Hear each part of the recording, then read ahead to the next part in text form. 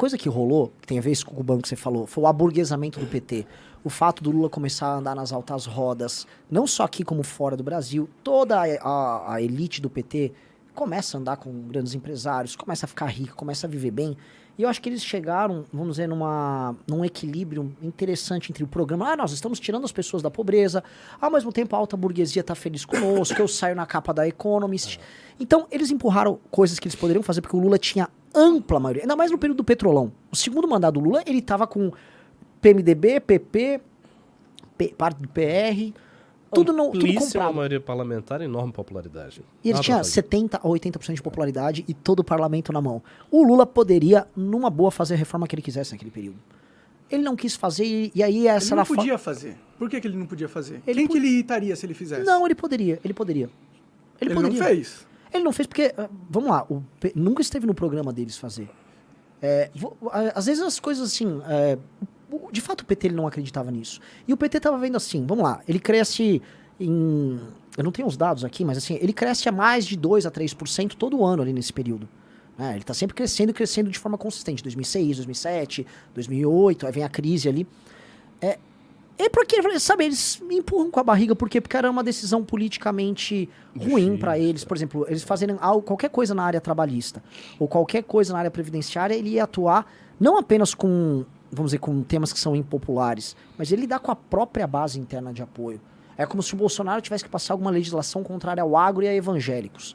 Sabe, ele estaria lidando com setores do funcionalismo público e sindicatos que estavam ficando milionários, sindicalistas, assim, todos ricos ali. Ele, pra que eu vou arrumar esse problema? Está crescendo o PIB. Deixa isso pra já que isso pra lá, que é a característica não é uma característica específica deles, é uma característica do brasileiro, né? E ele não acreditava nisso também, sabe? Vai me encher o saco, eu não acredito nisso, vou perder voto, deixa eu trazer a Copa pro Brasil. O que ele acreditava? Essa é a questão. Eu acho que ele acreditou de fato... Nos programas sociais. Nos programas sociais dele, e ele acreditou numa... Então ele é bem ingênuo como político, né? Se ele acreditou que você ia dar R$60 por mês para uma família e aí você resolveu o problema do Brasil assim. Mas é muito gostoso quando sua propaganda ela bate em parte com a realidade. E outra coisa, eu acho que a gente tem que ser muito parcimonioso ao falar que o PT é ingênuo politicamente, porque eles governaram durante mais uma década e voltaram. Então não é tanta ingenuidade assim. Então, na verdade foi o partido mais bem sucedido em termos eleitorais. Isso funcionou. E funcionou tanto que cativou setores assim fundamentais da população que dão voto ao Lula até hoje. Até hoje. Então, mas eu não tô argumentando que o Lula é ingênuo, entendeu? Eu tô argumentando que ele sabia que das coisas que ele estava fazendo não iam transformar o país no país que ele fala que ele quer que seja. Mas Monark, aí esse é o ponto que eu acho que a gente linka com esse governo. Repara como eles estão vacilantes e eles não sabem o que fazer. Eles chegaram no poder e eles se deparam com o seguinte problema. Da outra vez eles fizeram uma continuidade com o Fernando Henrique. Há uma continuidade clara com o tripé macroeconômico, eles tiveram que soltar uma carta aos brasileiros. Aqui ele não pode ter nenhum tipo de continuidade com aquilo que ele chama de fascismo, que é o Bolsonaro. Portanto, ele necessariamente precisa ver com uma política de ruptura, ao mesmo tempo que os próprios mercados, que em grande parte apoiaram ele, porque o setor financeiro, os bancões, apoiaram o Lula, deram grana, fizeram jantar, isso é público, isso tá na imprensa. Então ele é obrigado a romper uma parte com a banca ou com os tais mercados, até para manter o discurso de base dele, e essa foi uma eleição em que a militância petista atuou. E como é que, sabe, como ele conjuga isso? Ele não tem um projeto, até porque todos os projetos alternativos na América Latina, vamos dizer, uma ortodoxia liberal, foi tentado um pouco no Chile, os caras teve que voltar atrás. Foi tentado na Argentina, foi um desastre. Todos eles não deram bom. A ruptura está sendo rechaçada, né? Sim, e você pega, tirando o caso do México, do López Obrador. Também. Bolívia. E assim, tirando o caso do México, que o cara ainda tá bem aprovado, e ele é um populista diferente do López Obrador, né? Mas, assim, essas tentativas agora de dar uma guinada mais à esquerda, não deram certo. Porque no começo, assim, a onda vermelha na América Latina no começo dos anos 2000, a Venezuela chegou a apresentar um período de crescimento econômico substancial ali no começo, que deu base pro Chávez dar o golpe dele. Mas assim, o Brasil cresceu, a Argentina cresceu, todo mundo ali cresceu. Então, eu acho que o repeteco que os caras foram dar não deu bom. E o Lula, acho que ele não tem nem coragem, nem base pra tentar uma pauta tão heterodoxa. Tanto que o Haddad tá vindo aqui tirar a desoneração dos combustíveis.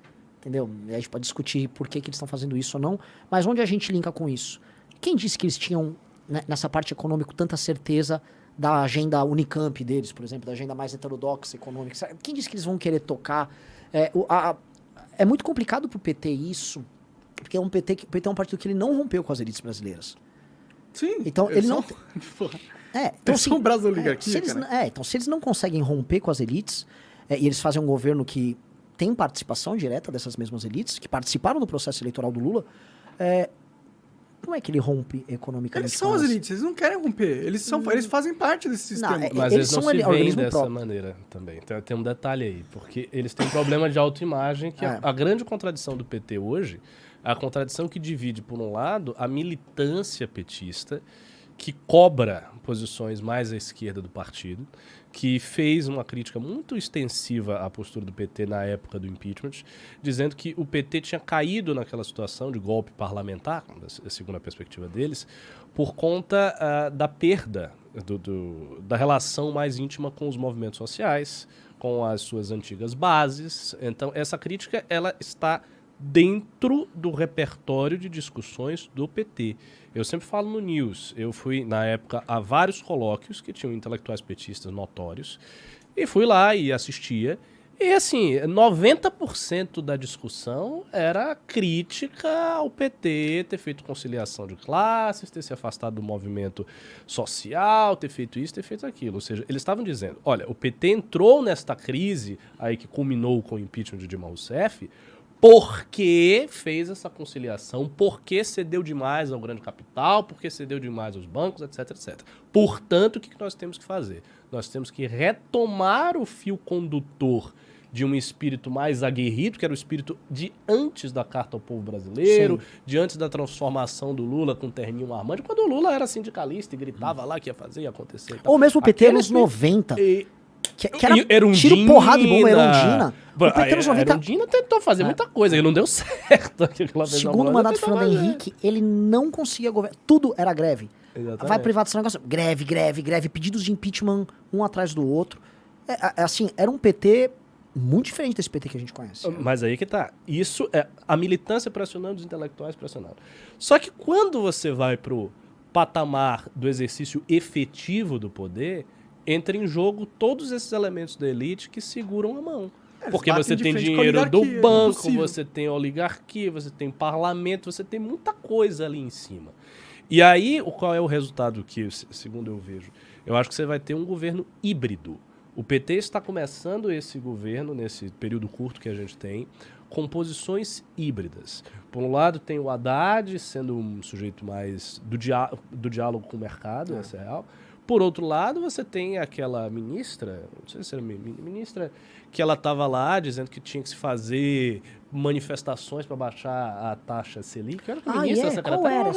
Eu esqueci o nome dela, mas ela estava falando isso. Você estava fazendo um discurso bem militante. Temos que ir lá e reunir as pessoas para baixar a taxa Selic no pulso e tal, imaginando que a reunião do Copom vai baixar a Selic. E a Glaze agora, sobre isso? A Glaze jogou, eu não sei se é aquele jogo duplo, né? A gente vai vir com estratégia das tesouras do PT, mas assim, é o Haddad tirando a desoneração e a Glaze indo contra do outro lado. Eu não acho que isso, por exemplo, eu não acho que isso seja fake. Eu acho que o partido está dividido, ele está todo tensionado. Então, essa tensão configura a ação política do PT hoje como uma ação híbrida. Ele precisa atender coisas da militância. Por exemplo, a gente estava comentando no News antes aqui, na live de tarde, como o PT está criando uma estratégia de acirramento das tensões no agro, no campo. O PT está fazendo isso, que é um PT muito década de 90, década de 80, buscando a legitimação do MST, que foi bastante deslocado no período de governo e que deixou muitos líderes do MST insatisfeitos com isso. Entendeu? Então, o PT tá nessa situação, ele tá híbrido. Ele vai para um lado, ele tem que atender a militância, ele sabe que tem um grande capital, ele sabe que ele não tem condição ele não tem a força para fazer essas coisas. No ápice da popularidade do Lula, o Lula tinha 80% de popularidade, 70% de popularidade. Hoje ele tem 50% dividido com metade do país, querendo que ele se lasque, ele seja preso. Que seja preso. Eu sou um desses. Então, mas é uma situação muito dramática para os caras, porque eles não vivenciaram uma oposição real, tão agressiva e dura, assim. Pô, quando o PT assume, ele assume na mão de Fernando Henrique Cardoso, do PSDB. Outra coisa.